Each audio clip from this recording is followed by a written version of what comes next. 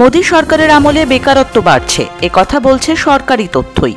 কেন্দ্রের প্রকাশিত তথ্য অনুযায়ী সিআরপিএফ সহ আধা সেনায় 1 লক্ষেরও বেশি শূন্যপদ রয়েছে। তৃণমূল সাংসদ ডেরেক ওব্রায়ানের প্রশ্নের উত্তরে কেন্দ্রীয় স্বরাষ্ট্র প্রতিমন্ত্রী নিত্যানন্দ রায় জানিয়েছেন, 2024-এর 1 জানুয়ারি পর্যন্ত সিআরপিএফ সহ 6টি আধা সেনা বাহিনীতে শূন্যপদ রয়েছে 1,09,868টি। চলুন এক নজরে দেখে নেওয়া যাক গত কয়েক বছরের পরিসংখ্যান। 2021-এ শূন্যপদ ছিল 1,09,174টি।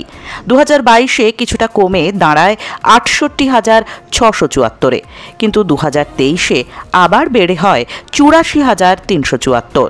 2024-এ শূন্যপদ ছিল 64,897টি।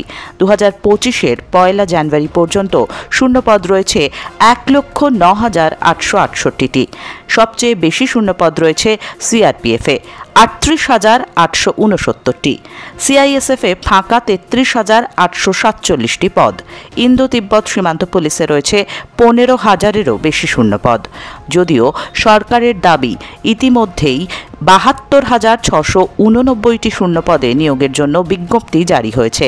স্বভাবতই প্রশ্ন উঠছে, এই পদগুলি পূরণ না হলে কিভাবে মোকাবিলা করা হবে সীমান্ত ও দেশের অভ্যন্তরের নিরাপত্তা ব্যবস্থার?